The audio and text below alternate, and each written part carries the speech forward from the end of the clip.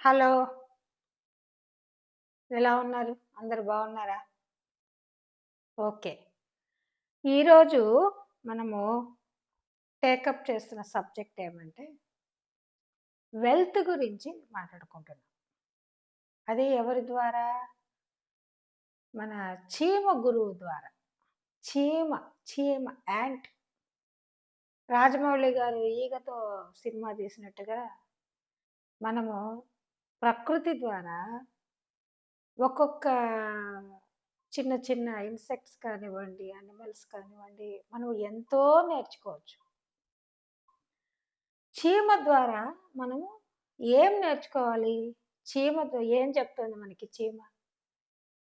నిజంగా చెప్పమంటారా? చీమ ఫైనాన్షియల్ ఫ్రీడమ్‌ని నేర్పిస్తది. Financial freedom. ఫైనాన్షియల్ ఫ్రీడమ్ అంటే ఇట్స్ ఎ వండర్‌ఫుల్ ఫినామినా. నిజంగా.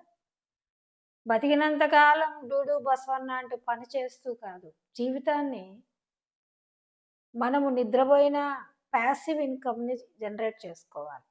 అది బ్యూటిఫుల్ లైఫ్. పాసివ్ ఇన్‌కమ్ ఉండాలి. డైరెక్ట్ ఫిజికల్ వర్క్ చేస్తేనే మనకి ఇన్‌కమ్ జనరేట్ అవ్వకుండా అదే కాకుండా పాసివ్ ఇన్‌కమ్ గూడా మనం ఏం చేయాలి? కార్పస్ ఫండ్‌ని మనం క్రియేట్ చేసుకోవాలి. గత 40 ఇయర్స్ బ్యాక్ అయితే చాలా మా ఫాదర్ కూడా పెన్షనర్స్ ఉండేవి. పెన్షనర్ ఉంటే వాళ్ళ లైఫ్ స్టైల్ చాలా ధైర్యంగా ఉంటది. మనీ అనేది అది నిజంగా ఒక రకంగా పవర్‌నిస్తది. ధైర్యాన్నిస్తది. నిజం.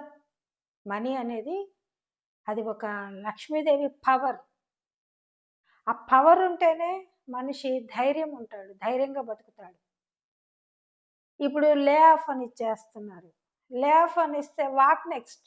ఫియర్ ఒస్తది.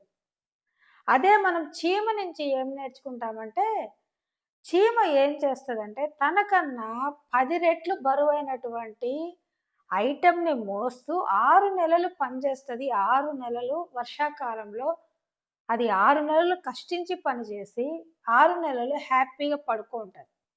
నువ్విచ్చేదేంది లే ఆఫ్ నేనే తీసుకుంటానంటది. That is called financial independence. Financial స్వాతంత్రం రావాలి. ఎలా రావాలి? మనం చేసుకుంటే వస్తది. పైనుంచేం ఊడిపడం. రావు. ఖచ్చితంగా ప్లానింగ్ ఉండాలి. ప్లానింగ్ ఉంటేనే మనము ఈజీగా కన్‌స్ట్రక్ట్ చేసుకోవచ్చు. ఇప్పుడు ఈ ఛానెల్స్ చూసేవాళ్ళంతా దాదాపు మిడిల్ క్లాస్ వాళ్ళే కదా! సర్ప్లస్‌లో ఉండేవాళ్ళు చూడాల్సిన అవసరం ఏముంది? Already they are settled. Okay. నా ఛానెల్‌లో చాలా 80%, 85% ఆఫ్ ది ఆడియన్స్ వుమెన్స్ ఉన్నారు కాబట్టి, నేను గూడా వుమన్ కాబట్టి, యాస్ ఎ వుమెన్‌గా నేనేం చెప్తున్నానంటే అందరికీ గూడా అమ్మా, మీకోసం నెలకొక 500-1000 దాచుకోండి.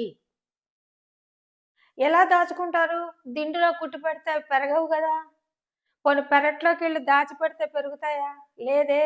ఈటీఎఫ్స్ కొనుక్కోండి. నిఫ్టీ బీస్ అని, గోల్డ్ ఈటీఎఫ్స్ అని, సిల్వర్ ఈటీఎఫ్స్ అని, ఫార్మా కంపెనీ ఈటీఎఫ్స్. మందులు లేని ఇల్లు లేదు. అవి 4 చాలు. నేనెవ్వరిని రికమెండ్ చేయట్లేదండి. కేవలం మనీని దాచుకోండి. ఫైనాన్షియల్ ఇండిపెండెన్స్ ఉంటేనే ఆ మనిషికి విలువ. మనీ లేకపోతే ఎవ్వరు గూడా దేకరు. హానెస్టీ చెప్తున్నా. మనీ ఉంటేనే, పవర్ ఉంటేనే జీవితం సాఫీగా ఉంటది. ఫస్ట్ నంబర్ 1 ముందు హెల్త్ ఇన్స్యూరెన్స్ తీసుకోండి. Health insurance mandatory. దప్పికేసినప్పుడు బాయి తవ్వుకుంటుంటే కుదరదు. లైఫ్ ఇన్స్యూరెన్స్ తీసుకోండి. తర్వాత ఏం చేస్తారంటే మీరు ఖచ్చితంగా పాసివ్ ఇన్‌కమ్ జనరేట్ చేసుకోవాలి. అది గూడా చెప్తాను. ఫిజికల్‌గా డైరెక్ట్‌గా ఇన్‌కమ్ ఏమో అది ఓపికున్నంత వరకే చేస్తావు. సంపాదించడం ఒకెత్తు, దాన్ని సస్టైన్ చేసి, బ్యాలెన్సింగ్ చేసి, పాసివ్ ఇన్‌కమ్‌గా పెట్టుకుంటేనే ఆ మనిషి సర్ప్లస్‌కి వెళ్తాడు. లేకపోతే భయం. మొన్న ఒక జర్నల్‌లో చూసాను. 70% ఆఫ్ ది పీపుల్ క్రెడిట్ కార్డ్‌ల మీద పడి అన్యాయంగా ఇండియాలో మరి 70% of the people credit card వాడుతున్నారు. క్రెడిట్ కార్డ్ అంటే ఏదో చెప్పనా? రేపు తెచ్చుకున్న బియ్యం ఇప్పుడే తినేయడం. మన మామూలుగా ఇండియన్ కల్చర్‌లో ఇప్పుడు అమెరికా, ఆస్ట్రేలియా అంతా పోయి వాళ్ళు ఉంటారు గదా! మన వాళ్ళు, ఇండియా వాళ్ళు. మనీని చాలా దాచుకుంటారు. పొదుపు చేసుకుంటారు. సేవింగ్స్ ఉంటది. కానీ ఇప్పుడేమైంది? ఈ డిజిటల్ వచ్చిన తర్వాత రేపటి మనీని ఈరోజే, రేపటి బియ్యాన్ని ఈరోజే తింటే రేపేం తింటాం? ఇదేనా చీమ నుంచి మనం నేర్చుకునేది? అంత చిన్న చీమ అంత విజన్‌గా, అంత వైస్‌గా 6 మంత్స్ లే ఆఫ్ అది పెట్టినా పో అని ధైర్యంగా బతికితే, మనమేమంటే తెల్లారితే ఎట్లరా దేవుడా అనేటటువంటి లైఫ్‌కి ఎందుకొస్తున్నాం? మరి మనం నేర్చుకోవాలి గదా! చీమ నుంచి ఖచ్చితంగా నేర్చుకోవాలి గదా! ఖచ్చితంగా నేర్చుకోవాలి. చీమ నుంచి మనం. తర్వాత ఇంకొకటి ఈ క్రెడిట్ కార్డ్‌లు గూడా మనం ఏం చేయాలంటే చాలా చాలా ఇప్పుడు ఆల్రెడీ ఉన్నాయి క్రెడిట్ కార్డ్‌లు. ఏదన్నా ఒక మంచి చిట్టి ఏసి దాన్ని క్లియర్ చేసేసి మాక్సిమం తగ్గిచ్చేసుకోండి. 30% అండి వాళ్ళు యానం కలెక్ట్ చేసేది. మరి ఎంట ఎందుకు పడతారనుకుంటున్నారు? ఇంకొక విషయం చెప్తాను. ముందు మనీని కొద్దిగా దాచుకోవాలి. ఒకేసారి ఎవరికీ రావు. మీరు నెలకి ఒక 500 1000 మీరు సిద్ధం చేసుకోండి. ఎంతో కొంత సేవింగ్స్ వేసుకోండి. ఒక చిన్న ఉదాహరణ చెప్తాను. ఇప్పుడు ఒక 50-70 లక్షలు ఒక హౌస్ కొనుక్కోవాలి అనుకుంటాం. తప్పేం కాదు. హౌస్ కొనుక్కోవాలి. ఒక 70 లక్షల రూపాయలు అనుకోండి. ఈ 70 లక్షల రూపాయలని మీరేం చేస్తారు? అప్రాక్స్‌గా ఒక 45,000 ఈఎంఐ పర్ మంత్ ఉంటది. నాకు తెలిసి. కొంచెం ఉరామరిగ్గా.